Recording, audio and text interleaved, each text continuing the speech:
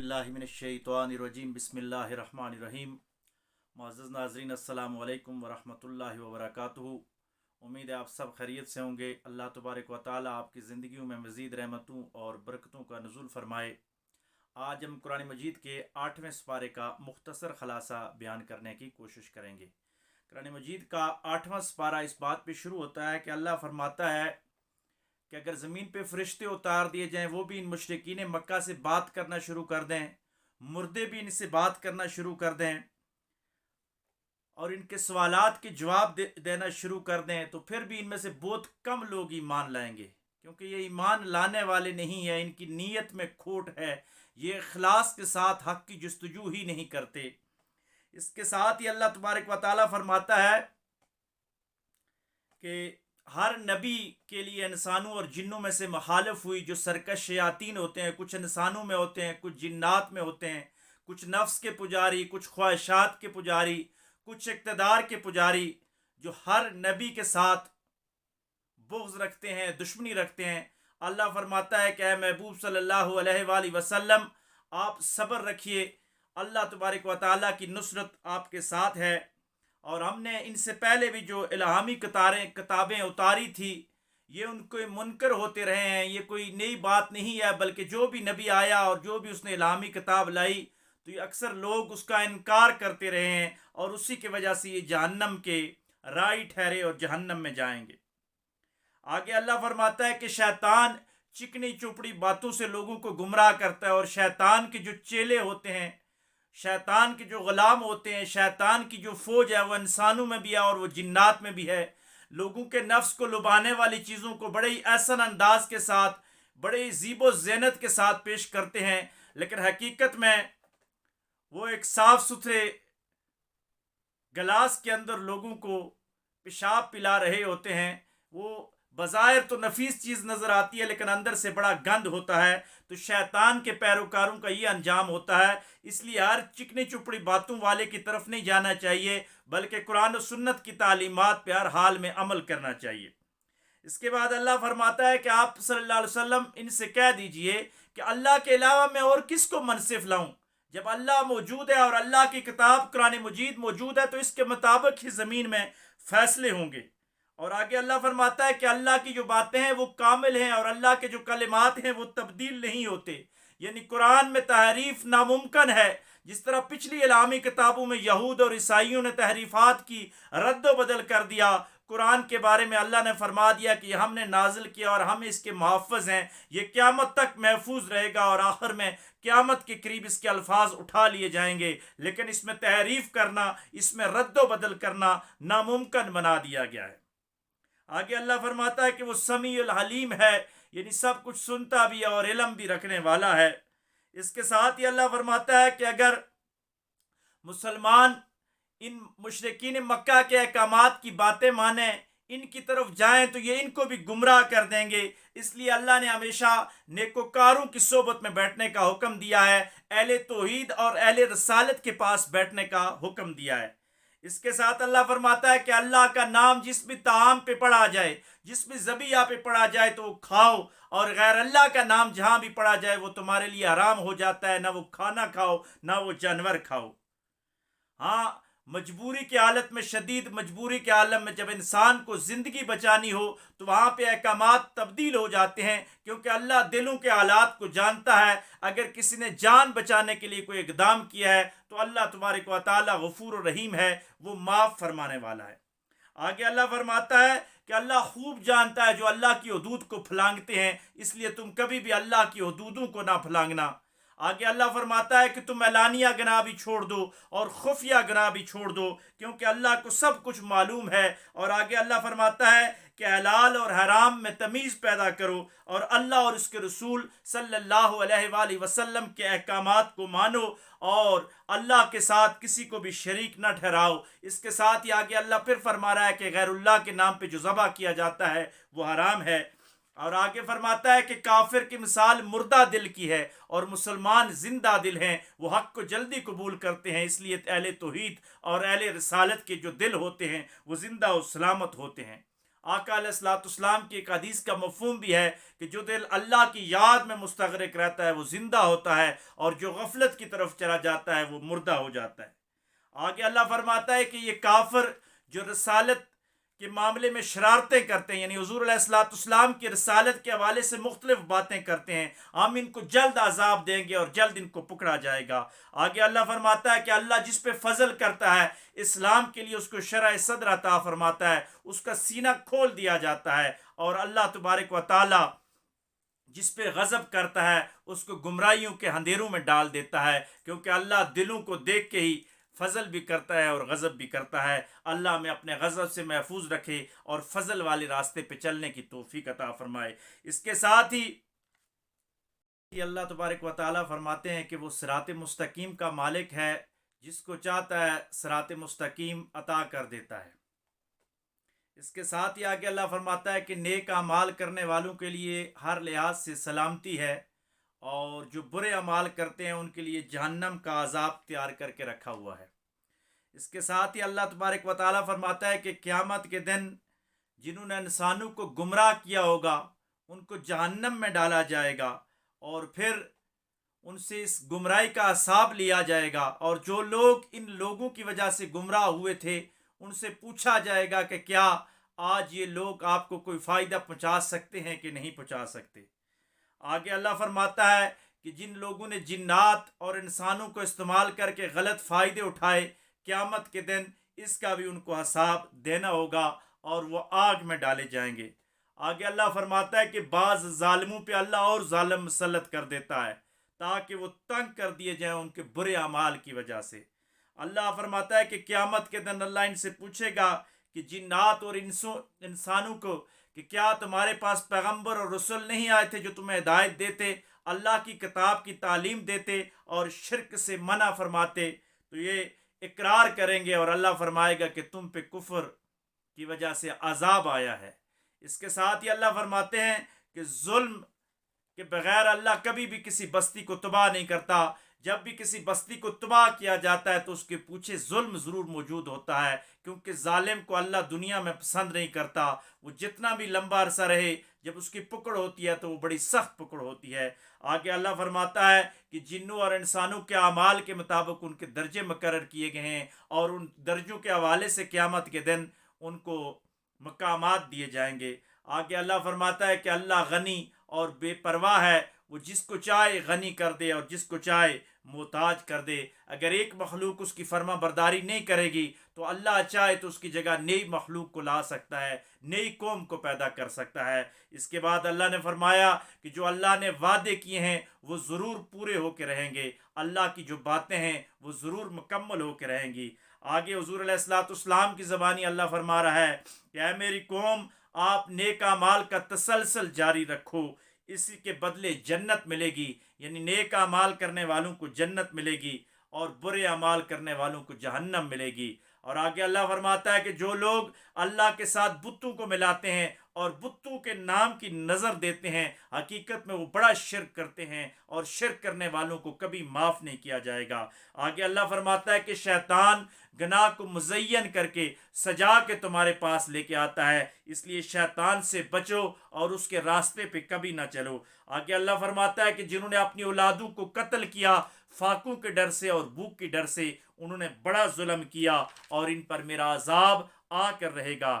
آگے اللہ فرماتا ہے کہ انگور کے خوشے ہوں یا زیتون کے باغ ہوں یا دیگر پھل ہوں، ان میں سے زکوٰۃ دیا کرو اور فضول خرچی نہ کیا کرو، کیونکہ اللہ حد سے بڑھنے والوں کو پسند نہیں کرتا۔ اور آگے اللہ فرماتا ہے کہ چوپایوں سے بھی فائدہ اٹھاؤ، یہ تمہارے لیے عطا کیے گئے ہیں، اور شیطان کے راستے پہ نہ چلو، وہ تمہارا کھلا دشمن ہے۔ اس کے ساتھ ہی اللہ 8 قسم کے جانوروں کا ذکر کرتا ہے، کیونکہ مشرکین مکہ میں ایک یہ بات جاہلانہ رسم تھی کہ وہ کسی چیز کا نر اور کسی کا مادہ کو حرام سمجھتے تھے، لیکن اللہ نے بڑے واضح انداز کے ساتھ فرمایا کہ بھیڑ، دمبا، بکرا ہو یا بکری، یہ سب تمہارے لیے حلال ہیں۔ اونٹ اور اونٹنی، بیل اور گائے، یہ سب کے سب اس میں شامل ہیں، اور یہ سب تمہارے لیے حلال کر دیے گئے ہیں۔ آگے اللہ فرماتا ہے کہ اس سے بڑھ کر ظالم کون ہے جو اللہ پر جھوٹ باندھتا ہے، یعنی جو چیز اللہ نے حرام نہیں کی وہ حرام قرار دیتا ہے، تو اس سے بڑا ظالم کون ہو سکتا ہے۔ اس کے ساتھ ہی اللہ فرماتا ہے کہ سور کا گوشت یعنی خنزیر کا گوشت اور مردہ جانور اور غیر اللہ کے نام پہ ذبح کیے ہوئے یہ حرام ہیں اور تمہارے لیے قطعاً حرام ہیں۔ البتہ مجبوری کی حالت میں زندگی بچانے کے لیے اگر کسی نے کوئی استعمال کیا تو اللہ غفور و رحیم ہے، وہ دلوں کے حالات کو بہتر جانتا ہے۔ اس کے ساتھ ہی اللہ فرماتا ہے کہ یہود کے لیے جو ناخنوں والے جانور تھے وہ میں نے حرام کر دیے تھے۔ یہودی شریعت میں جو جانور حرام تھے ان کا ذکر کرنے کے بعد پھر اللہ تبارک و تعالی اس کے بعد آگے فرماتے ہیں کہ اگر یہ لوگ تمہیں جھٹلا دیں، حضور علیہ الصلوۃ والسلام کو بتایا جا رہا ہے، تو آپ نے اللہ کی رحمت سے مایوس نہیں ہونا۔ اللہ کی رحمت بڑی وسیع ہے اور یہ ان کا جھٹلانا پرانے انبیاء کے لیے بھی تھا، یہ پہلے لوگوں کو بھی جھٹلا دیا کرتے تھے، لیکن اللہ کا عذاب کبھی نہیں ٹلتا، وہ آ کے رہے گا۔ اور آگے فرماتے ہیں کہ مشرک کہیں گے کہ اللہ چاہتا تو ہم شرک نہ کرتے، لیکن اللہ دلوں کو حالات کو دیکھ کر فیصلے کرتا ہے۔ جس کا دل ہدایت کی طرف ہوتا ہے اللہ اس کو ہدایت عطا فرماتا ہے، اور جن کے دلوں میں بغض ہوتا ہے، کمینگی ہوتی ہے، وہ جہنم کے راستے میں جاتے ہیں۔ اس کے ساتھ ہی اللہ فرماتا ہے کہ یہودی اور یہ مشرکین مکہ باطل کا خیالی پلاؤ پکاتے ہیں، لیکن اس خیالی پکاؤ کی قرآن و سنت کے آگے کچھ بھی نہیں چلتی۔ قیامت کے دن جو فیصلہ ہوگا وہ کتاب اللہ کے حوالے سے ہوگا۔ آگے اللہ فرماتا ہے کہ جھوٹی گواہی سے بچو اور بتوں کو اللہ کے ساتھ کبھی نہ ملاؤ اور ہماری آیتوں کو نہ جھٹلاؤ، یہ گناہ عظیم ہے۔ آگے اللہ فرماتا ہے کہ میں کیوں نہ تمہیں حرام چیزیں بتا دوں۔ حرام چیزیں یہ ہیں کہ کبھی بھی شرک نہ کرنا، اللہ کی ذات اور صفات میں کسی کو شریک نہ ٹھہرانا، والدین کے ساتھ اچھا سلوک کرنا، اولاد کو بھوک کے ڈر سے کبھی قتل نہ کرنا، کیونکہ ہم ہی آپ کے رازق ہیں اور آپ کی اولاد کو بھی ہم رزق دیتے ہیں، حیوانات کو بھی ہم رزق دیتے ہیں، اس لیے رزق کی وجہ سے انسانوں کو قتل نہ کرنا۔ اور آگے اللہ فرماتا ہے کہ ناحق کسی انسان کو کبھی قتل نہ کرنا، اور علانیہ ہو یا چھپ کر بھی کبھی زنا نہ کرنا، اس کے قریب بھی نہ جانا۔ اور آگے اللہ فرماتا ہے کہ یتیم کے مال کے قریب نہ جانا، یتیم کا مال کھانے والا جہنم میں جائے گا۔ اگر تم یتیم کے مال کے گارڈین مقرر کیے گئے ہو تو یتیم جب بالغ ہو جائے تو احسن طریقے کے ساتھ اس کی امانت واپس لوٹا دو۔ آگے اللہ فرماتا ہے جو بات کرو تو سیدھے انداز کے ساتھ بات کرو، یعنی منافقانہ طرز کے ساتھ گفتگو نہ کرو، قریبی رشتہ داروں کے حقوق کا خیال رکھو اور اللہ کے عہد کی پاسداری کرو۔ اور یہ تاکید ہے، اسے یاد رکھو، بلا شبہ یہ سیدھا راستہ ہے، یہ صراط مستقیم ہے، جو اس کی اتباع کرے گا وہ کامیاب ہو جائے گا، اور جو اس کو چھوڑ کر مختلف راستوں پہ چلے گا وہ ناکام ہو جائے گا۔ اللہ فرماتا ہے کہ ہم اپنی آیات کھول کھول کر بیان کرتے ہیں۔ اس کے ساتھ ہی اللہ فرماتا ہے کہ موسیٰ علیہ السلام کو ہم نے تورات دی، یعنی الہامی کتاب کے ذریعے یہود پہ انعام فرمایا، اپنا انعام مکمل کیا کہ تاکہ وہ اللہ کی ملاقات کر سکیں، لیکن انہوں نے اپنی کتاب میں تحریفات کر دی، کتاب کو بھلا دیا۔ واضح ہدایت آنے کے بعد جو اللہ کے کلام کو بھلا دیتے ہیں ان سے بڑا ظالم کون ہے؟ اللہ کی آیات کو جو جھٹلاتے ہیں ان سے بڑا ظالم کون ہے؟ آگے اللہ فرماتا ہے کہ جو لوگ انتظار کرتے ہیں کہ فرشتے زمین پہ اتریں گے اور خدا خود زمین پہ اتر کر ان سے کلام کرے گا، یا سورج مغرب سے طلوع ہو جائے گا، یا آسمان کے ستارے اپنا راستہ بدل دیں گے، تو اللہ فرماتا ہے کہ پھر انتظار کرو قیامت کے قریب آنے کا۔ جب یہ فیصلے ہو جائیں گے، سورج جب مغرب سے طلوع ہوگا تو پھر کسی کی توبہ قبول نہیں کی جائے گی، پھر توبہ ختم ہو جائے گی۔ قیامت کے وقت یہ سب مناظر تمہارے سامنے آ جائیں گے۔ اللہ فرماتا ہے کہ جنہوں نے اپنے دین میں اختلاف کیا، تفرقہ ڈالا، ان کا معاملہ اللہ کے پاس ہے اور ان کو سخت سزا دی جائے گی۔ یہ مذہبی پیشوا ہوں، قومی لیڈران ہوں، سیاسی لیڈران ہوں، یا رشتہ داروں میں فساد ڈالنے والے ہوں، کسی جگہ بھی جو فساد ڈالتا ہے، اللہ فرماتا ہے کہ اس کا معاملہ میرے پاس آئے گا اور اس کا سخت عذاب دیا جائے گا۔ اللہ فرماتا ہے کہ نیکی کا اجر 10 گنا سے لے کر 700 گنا اور اس سے بھی زائد کر دیا جاتا ہے، اور گناہ اگر تم ایک کرتے ہو تو بدلے میں 1 گناہ ہی لکھا جائے گا۔ اللہ فرماتا ہے کہ نیکی کا اگر تم ارادہ کرتے ہو تو نیکی لکھ دی جاتی ہے، اور گناہ کا اگر ارادہ کرتے ہو تو اللہ اس وقت تک نہیں لکھتا جب تک تم گناہ کر نہ بیٹھو، اور اگر تم سچے دل سے معافی مانگو تو اللہ گناہ کے ارادہ کرنے کو بھی معاف فرما دیتا ہے۔ آگے حضور علیہ الصلوۃ والسلام فرما رہے ہیں، یعنی اللہ آقا علیہ الصلوۃ والسلام کی زبانی فرما رہا ہے کہ آپ فرماؤ کہ میں دین ابراہیمی پر ہوں، میں کوئی نیا دین نہیں لایا، میں ابراہیم علیہ السلام کے دین حنیف کی تجدید کرنے کے لیے آیا ہوں۔ اور ابراہیم علیہ السلام مشرکوں میں سے نہیں تھے، وہ شرک کے خلاف آئے تھے اور توحید کا علم بلند کرنے آئے تھے۔ اس کے ساتھ ہی بڑی مشہور دعا حضور علیہ الصلوۃ والسلام کی زبانی اللہ ہمیں سنا رہا ہے۔ حضور علیہ الصلوۃ والسلام کو کہہ رہا ہے کہ آپ یوں کہیے کہ میری نماز، میری زکوٰۃ، میری قربانی سب کچھ اللہ ہی کے لیے ہے۔ یہ انی وجہات وجہی للذی فاطر السماوات والارض حنیفا وما کان انا من المشرکین ان صلاتی ونسکی ومحیای ومماتی للہ رب العالمین۔ یہ پوری آیات جب قربانی کا جانور ذبح کیا جاتا ہے تو اس وقت بھی پڑھی جاتی ہیں۔ اللہ فرماتا ہے کہ اللہ کے علاوہ تم کسی اور رب کو کہاں پکارو گے؟ کون ہے تمہارا رب جو اللہ کے علاوہ تمہیں کچھ دے سکے یا تم سے کچھ لے سکے؟ اللہ فرماتا ہے کہ کسی پر کوئی وبال نہیں کسی اور کے گناہ کا، جو گناہ کرے گا وہ خود ہی اس کا عذاب بھگتے گا۔ آگے اللہ فرماتا ہے کہ وہی ہے جس نے تم انسانوں کو زمین پر اپنا نائب بنایا، اپنا خلیفہ بنایا، اور بازو کے بازو پہ درجے رکھ دیے۔ کسی کو علم عطا کیا تو کسی کو دولت عطا کی، کسی کو شہرت عطا کی تو کسی کو سخاوت عطا کی۔ اللہ فرماتا ہے کہ یہ درجے اس لیے رکھے کہ تاکہ تم آزمائے جا سکو کہ اللہ کی نعمتوں کو اللہ کے راستے میں خرچ کرتے ہو یا غیر اللہ کے راستے میں خرچ کرتے ہو۔ جو ان سے فائدہ اٹھاتا ہے اللہ تبارک و تعالیٰ کے نزدیک اس کا بڑا اجر ہے۔ آگے اللہ فرماتا ہے کہ بے شک تیرا رب جلدی سزا دینے والا ہے، یعنی جو لوگ گناہوں کے راستے پہ چلتے ہیں ان کے لیے سزا ہے، اور جو معافی کے طلبگار ہیں ان کے ساتھ رحم والا معاملہ ہوگا۔ یہ صورت یہاں پہ اختتام پذیر ہوتی ہے۔ اس کے ساتھ یہ اگلی صورت سورۃ الاعراف شروع ہو جاتی ہے۔ یہ بھی مکی صورت ہے، یعنی ہجرت مدینہ سے پہلے نازل ہوئی۔ اس کے بنیادی مضامین میں آقا علیہ الصلوۃ والسلام کی رسالت اور پچھلے انبیاء کی جو شریعت ہے اس کے حوالے سے، اور ان کی جو توحید کی دعوت ہے اس کے حوالے سے گفتگو کی گئی ہے۔ اور یہ صورت جو ہے یہ 24 رکوع پر مشتمل ہے، 206 آیات ہیں، اس کی 3344 الفاظ ہیں اور 14071 حروف ہیں اس کے اندر۔ اور اس کی آیت نمبر 46 اور 47 میں اعراف کا ذکر آیا ہے، دیوار اعراف کا، یعنی جنتیوں اور جہنمیوں کے درمیان جو دیوار ہوگی اس کے حوالے سے ذکر آیا، اس لیے اس کا نام سورۃ الاعراف رکھ دیا گیا۔ یہ شروع ہوتی ہے الف لام میم صاد سے، یعنی حروف مقطعات سے، کہ اللہ جانتا ہے یا رسول اللہ صلی اللہ علیہ وآلہ وسلم جانتے ہیں۔ یہ خفیہ کوڈ اللہ نے اپنے محبوب کو بھیجا اور محبوب نے اس کو ریسیو کر لیا۔ اس کے ساتھ ہی اللہ فرماتا ہے کہ یہ کتاب نازل کی گئی آپ پہ حق کے ساتھ، اور اس کے آنے کے بعد کسی کو کوئی پریشانی نہیں ہونا چاہیے۔ یہ ہدایت صرف اللہ کی طرف سے ہے، اور اللہ جس کو چاہتا ہے ہدایت عطا فرماتا ہے، وہ زمینوں اور آسمانوں کا مالک ہے۔ اللہ فرماتا ہے کہ کتنی بستیاں نافرمانیوں کی وجہ سے میں نے تہ و بالا کر دی، برباد کر کے رکھ دی۔ وہ رات کو سوتے تھے یا دوپہر کو سوتے تھے، اور جب اللہ نے جاگنے کا موقع نہیں دیا اسی سوتے سوتے میں ہی وہ غرق ہو کے رہ گئے۔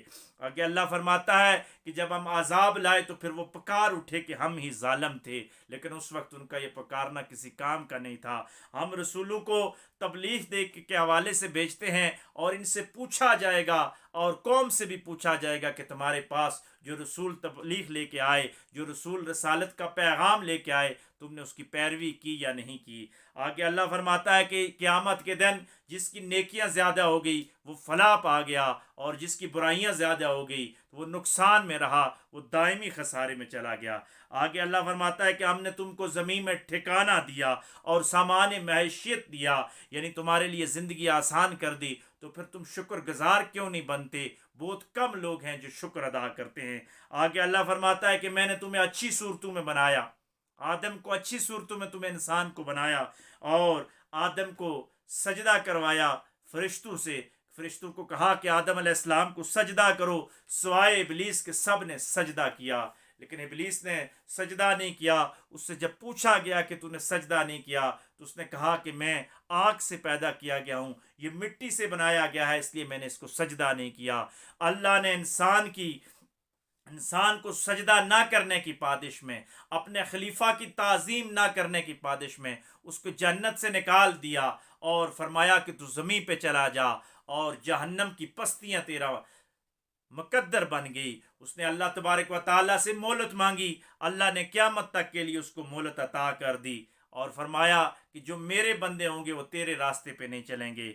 आगे अल्लाह फरमाता है कि ना शुक्र आदमी को जो शैतान है वो जल्दी गुमराह करता है, इसलिए हमें शुक्र के रास्ते पे चलना चाहिए। और आगे अल्लाह फरमाता है कि आदम अलैहिस्सलाम को कहा कि आप और आपकी बीवी जन्नत में रहो, इसके फल खाओ और आसानी के साथ रहो, लेकिन एक दरख्त के पास न जाना। और फिर शैतान ने अल्लाह की कसम दे के उनको उस दरख्त की तरफ ले गया। आदम अलैहिस्सलाम से वो दरख्त जब खाया तो फिर उनकी शर्मगाह ज़ाहिर होने लगी, तो अल्लाह ने फरमाया कि मैंने मना किया था कि ये तुम्हारा खुला दुश्मन है, इसकी बात ना मानना, अब तुम उतर जाओ ज़मीन के अंदर। उस वक्त आदम अलैहिस्सलाम ने कहा कि रब्बना ज़लमना अनफुसना व इन लम तग़फिर लना व तरहमना लनकूनन्ना मिनल खासिरीन, कि अल्लाह हमसे जुल्म हो गया, हम तुझसे माफ़ी तलब करते हैं, अगर तूने माफ़ ना किया तो हम खसारा पाने वालों में से हो गए। बस ये बात याद रखिएगा कि ख़ता शैतान से भी हुई, ख़ता आदम से भी हुई, लेकिन शैतान अपनी ख़ता पे डट गया, उसने माफ़ी नहीं मांगी। आदम से जो ख़ता हुई आदम ने माफ़ी मांगी। बस जो माफ़ी मांगेगा वो आदम के रास्ते पे चलेगा, वो कामयाब हो जाएगा। जो अपनी ख़ताओं पे दलीलें देना शुरू कर देगा, जो अक्कड़पन का मुजाहरा करेगा, जो तकब्बर में आ जाएगा, तो वो बर्बाद हो जाएगा। आगे अल्लाह फरमाता है कि ऐ औलाद आदम, तुम्हारे लिए तकवे का लिबास मैंने भेजा है और तकवे का लिबास सबसे अच्छा है। आगे अल्लाह फरमाता है कि ऐ औलाद आदम, शैतान की कभी पैरवी ना करना, ये छुप कर भी हमला करता है और ज़ाहिर भी हमला करता है। आगे अल्लाह फरमाता है कि मुशरिकीन लोग बेहुदा काम करते हैं, यानी नंगे हो के तवाफ़ करना और ज़िंदा जानवरों के गोश्त को काट के खा लेना, और फिर फ़ख्र से कहते हैं कि हमारे आबा अजदाद का काम था। नहीं, हिदायत आ जाने के बाद, अल्लाह का कलाम आ जाने के बाद, रसूलुल्लाह सल्लल्लाहु अलैहि वसल्लम की शरीयत आ जाने के बाद किसी के भी आबा अजदाद की बात कबूल नहीं की जाएगी, बात सिर्फ हक की कबूल की जाएगी।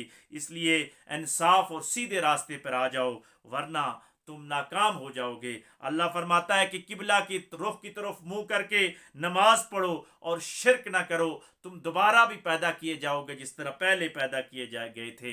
और अल्लाह को छोड़कर शैतानों को दोस्त ना बनाओ। और आगे अल्लाह फरमाता है कि ऐ ईमान वालो, नमाज के वक्त अच्छा लिबास पहनकर, बन संवर कर, एक अच्छी कंडीशन में अल्लाह के पास जाया करो और फजूल खर्ची ना किया करो, क्योंकि फजूल खर्च आदमी को अल्लाह पसंद नहीं करता, अल्लाह हद से बढ़ने वालों को पसंद नहीं करता। एक और हदीस में आका अलैहिस्सलाम की हदीस का मफहूम है कि आका अलैहिस्सलाम ने फरमाया कि फजूल खर्च जो है ये शैतान का भाई है, हमें हदें नहीं क्रॉस करनी चाहिए, हमें कभी भी इसराफ नहीं करना चाहिए। आगे अल्लाह फरमाता है कि जिसने जीनत को हलाल कर दिया, यानी अल्लाह की हलाल चीज़ों को कौन है जो हराम करता है, हमने अपनी आयात तो वाज़े करके बयान कर दी गई हैं। आगे अल्लाह फरमाता है कि कह दो कि मेरे रब ने जना को हराम कर दिया है और शराब नोशी को हराम कर दिया है, और ना ज्यादती करो और ना शिरक करो, और वो कहो नहीं जो तुम कर नहीं सकते। आगे अल्लाह फरमाता है कि हर किसी के लिए मौत का वक्त मुकर्रर है, उसने उसी वक्त मरना है, और जो मेरे रसूल की पैरवी करेगा, मेरे रसूलों की पैरवी करेगा और हमारी आयतों का हुक्म मानेगा तो वो जन्नत में जाएगा। यही लोग इस्लाह वाले हैं और यही लोग जन्नती हैं। आगे अल्लाह फरमाता है कि जिन्होंने हमारी आयतों को जुटला दिया ये फसाद वाले लोग हैं और यही जहन्नमी लोग हैं और यही तकब्बर करने वाले लोग हैं। इससे आगे अल्लाह फरमाता है कि इससे जालिम कौन हो सकता है जो झूठी नबूवत का दावा करे, और झूठे नबी का जो अंजाम होता है वो बहुत बुरा होता है। जो लोग अपनी जानों के खिलाफ गवाही दें ये लोग काफिर हैं, यानी अपनी पैदाइश पे भी गौर ना करें, तफक्कर ना करें, तदब्बर ना करें, अल्लाह को ना माने, तो ये लोग काफिर हैं। آگے اللہ فرماتا ہے کہ اللہ کے سوا جن کو تم پکارتے ہو وہ کافر تمہاری کوئی مدد نہیں کر سکتے. قیامت کے دن ایک جماعت کو اور اس کے ساتھ دوسری جماعت کو اندر دوزخ میں ڈالا جائے گا اور پھر پوچھا جائے گا کہ تم ان لیڈران کی وجہ سے شرک کیا کرتے تھے, برے کام کیا کرتے تھے, آج تمہیں بھی عذاب ہوگا اور تمہارے ان لیڈروں کو دگنا عذاب ہوگا. ان میں سے ایک جماعت دوسری جماعت کو کہے گی کہ چکھو اب عذاب, اللہ کا عذاب جو دنیا میں تم گناہ کرتے تھے. آگے اللہ فرماتا ہے کہ بلا شبہ جس نے ہماری آیات کو جھٹلایا وہ جہنم میں جائے گا اور ان کے لیے جہنم کا بچھونا ہوگا, جہنم کا سرانہ ہوگا اور جہنم کا لحاف ہوگا. آگے اللہ فرماتا ہے کہ کسی کی طاقت سے زیادہ میں کسی پہ بوجھ نہیں ڈالتا, اس لیے کبھی پریشان نہیں ہونا چاہیے, کبھی مایوس نہیں ہونا چاہیے. اللہ وہی آزمائش آپ پہ ڈالتا ہے جس کے تم جتنا بوجھ برداشت کر سکتے ہو. بوجھ سے زیادہ تم پہ کبھی بھی بار نہیں ڈالا جائے گا, کبھی بھی تمہارے اوپر اتنی زیادہ ذمہ داریاں نہیں ڈالی جائیں گی. اللہ فرماتا ہے کہ جس نے نیکیوں کی طرف رغبت کی وہ جنت میں جائے گا اور جو برائی کے راستے پہ چلا گیا تو دوزخ اس کا مقدر ہوگی. اللہ فرماتا ہے کہ جنت میں حسد نہیں ہوگا, جنت میں کوئی عیب نہیں ہوگا, جنت میں کوئی برائی نہیں ہوگی, جنت میں راحت ہی راحت ہوگی اور یہ مومنوں کے لیے ہوگی. اللہ فرماتا ہے کہ یہ اللہ کا فضل ہے جو تمہاری عبادات کو قبول کر کے جنت میں داخل کرے گا. اس لیے ہر وقت اللہ کا فضل مانگنا چاہیے, اپنے اعمال پہ گمنڈ اور فخر نہیں کرنا چاہیے بلکہ فضل کے طالب ہونا چاہیے. فضلی لوگ ہی جنت میں جائیں گے. آگے اللہ فرماتا ہے کہ جنت والوں کو, جہنمیوں کو جنت والے آواز دے کے پکاریں گے اور کہیں گے کہ بتاؤ کیا اللہ نے آج وعدہ سچا نہیں کیا ہمارے ساتھ؟ ہم جو نیک اعمال کرتے تھے, اللہ کی خاطر محبت کیا کرتے تھے, آج اللہ نے جنت میں اعلیٰ مقام عطا فرمایا. اور جو لوگ اللہ کے راستے میں کمی کجی ڈھونڈتے ہیں, کمزوریاں تلاش کرتے ہیں, وہ آخرت کے منکر ہیں اور وہ جہنم میں جائیں گے. اور اللہ فرماتا ہے کہ جنتیوں اور جہنمیوں کے درمیان ایک دیوار اعراف ہوگی جس میں وہ لوگ آئیں گے جن کی نیکیاں اور برائیاں برابر ہوں گی. تو وہ جو دیوار اعراف والے لوگ ہوں گے وہ جب جنتیوں کو دیکھیں گے تو ان کو سلام عرض کریں گے اور اللہ سے طلب کریں گے کہ یا اللہ میں ان لوگوں میں شامل فرما. اور جب جہنمیوں کا عذاب دیکھیں گے تو اللہ سے پناہ مانگیں گے کہ اللہ ہمیں اس طرف کبھی بھی نہ گرانا, اللہ ہمیں جنت کی طرف لے کے جانا. دعا کریں کہ اللہ ہم سب کو جنت عطا فرمائے اور جنت الفردوس عطا فرمائے. آگے اللہ فرماتا ہے کہ کہاں گئے کافروں سے پوچھے گا قیامت کے دن کہ تمہاری جماعتیں اور تمہارے تعلقات, طاغوت کی دوستیاں, سامراج کی دوستیاں, مادیت پسندوں کی دوستیاں, غافل لوگوں کی دوستیاں کہاں گئی؟ آج لاؤ ان کو اپنا مددگار, آج تم سب جہنم میں ڈالے جاؤ گے. آگے اللہ فرماتا ہے کہ جہنم والے جنت والوں سے کہیں گے کہ یار جو تمہیں نعمتیں ہوئی عطا ہوئی ہیں ان میں سے پانی کا ایک گھونٹ ہی ہمیں عطا کر دو. تو وہ فرمائیں گے کہ نہیں, یہ ہمارے لیے حلال نہیں ہے, ہمیں اجازت نہیں ہے کہ ہم جنت کی کوئی نعمت تمہیں دے دیں. اور آگے اللہ فرماتا ہے کہ جنہوں نے اپنے دین میں کھیل تماشے بنائے, یعنی دین کو دنیا کی طلب کا ذریعہ بنایا, امتوں کو لڑا دیا, انسانوں کو لڑا دیا, انسانوں کے اندر فساد برپا کیے, تو اللہ فرماتا ہے کہ قیامت کے دن میں ان کو بلا دوں گا, ان کے اوپر کوئی توجہ نہیں ڈالی جائے گی اور جہنم میں پھینکا جائے گا. آگے اللہ فرماتا ہے کہ جن کو ہم نے کتاب دی اور وہ علم اور ہدایت کے ساتھ اس کے طلبگار ہوئے تو وہ بخشے گئے. آگے اللہ فرماتا ہے کہ جو لوگ علم و فضل کو بیچتے رہے, چند ٹکوں کی خاطر بیچتے رہے, قیامت کے دن اللہ ان کی طرف ذرا بر بھی رحمت والی توجہ نہیں فرمائے گا. اللہ فرماتا ہے انہوں نے اپنے آپ کو نقصان میں ڈال دیا ہے.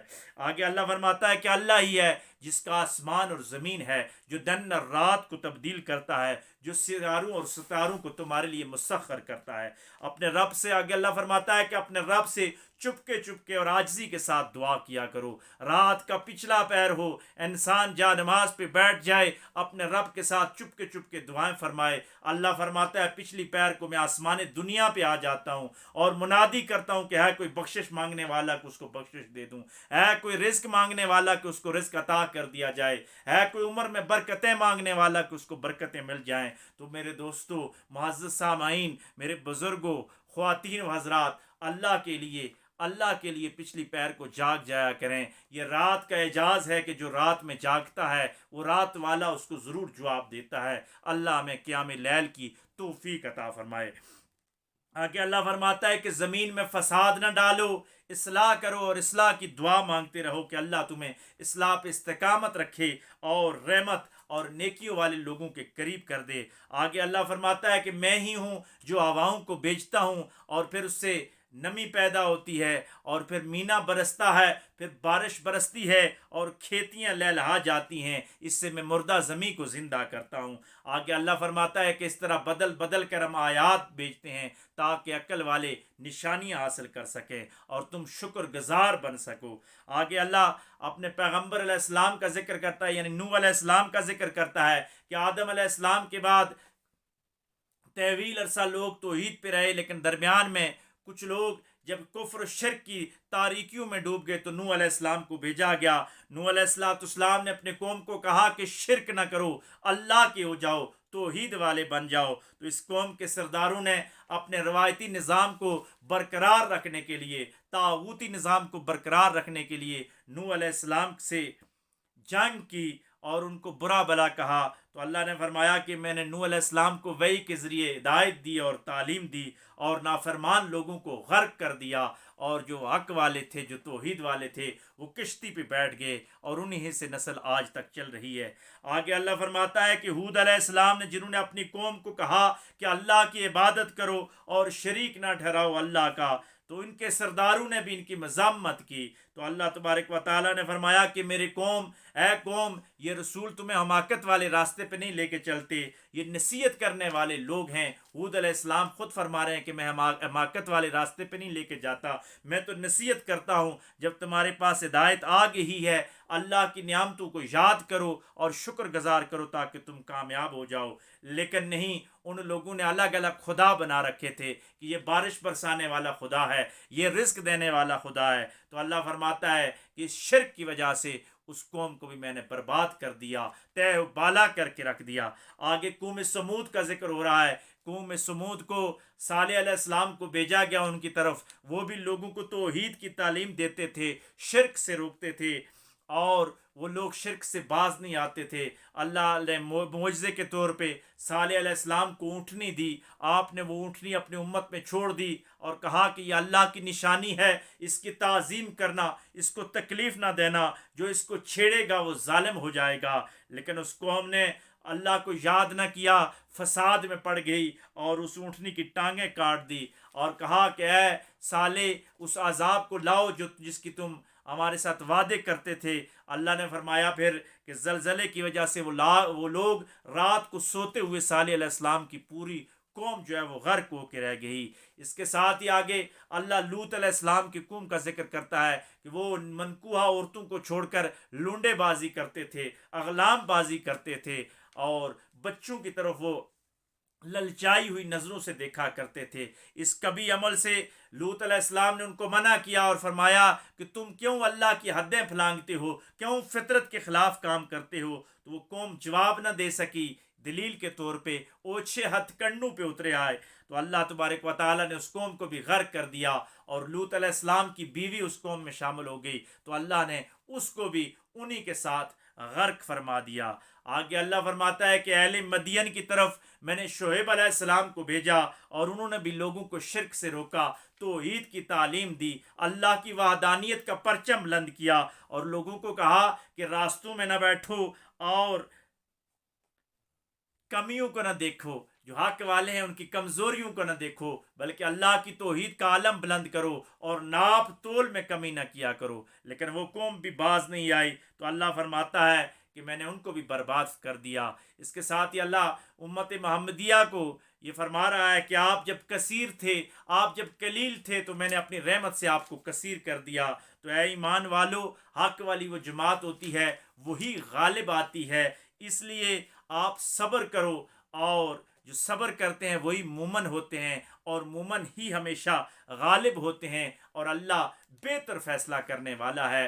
اس آیت پہ یہاں پہ یہ 8واں پارہ مکمل ہو جاتا ہے۔ اس 8ویں پارے کا اگر کنکلوڈ کیا جائے تو زیادہ تر اللہ تبارک و تعالیٰ توحید اور رسالت کی بات کر رہے ہیں، انبیاء کی پیروی کا حکم دیا جا رہا ہے اور شرک سے روکا جا رہا ہے، پچھلی امتوں کو عذاب کا ذکر کر کے امت محمدیہ کو جگایا جا رہا ہے کہ تم ان کے راستے پہ نہ چلنا، تم اطاعت والے راستے پہ چلو گے تو تم کامیاب ہو جاؤ گے۔ اللہ تبارک و تعالیٰ ہمیں اطاعت اور فرما برداری کے راستے پہ چلنے کی توفیق عطا فرمائے۔ جو کچھ اچھی باتیں زبان سے نکلی، حق والا کلام ہوا، اللہ اس کو اپنی بارگاہ میں منظور و مقبول فرمائے۔ اگر کوئی کمی کوتاہی ہو گئی، کوئی غلط الفاظ ادا ہو گئے تو اللہ تبارک و تعالیٰ ہم کو معاف فرمائے۔ اس خیر کے پیغام کو آگے پھیلائیے گا، جتنا بھی ہو سکے اس قرآن کے پیغام کو آگے لوگوں کے ساتھ شیئر کیجیے گا۔ اور اس پروگرام کے حوالے سے اگر آپ کا کوئی سوال ہو تو کمنٹس باکس میں میرے ذاتی نمبر پہ، جی میل پہ، واٹس ایپ پہ آپ رابطہ کر سکتے ہیں۔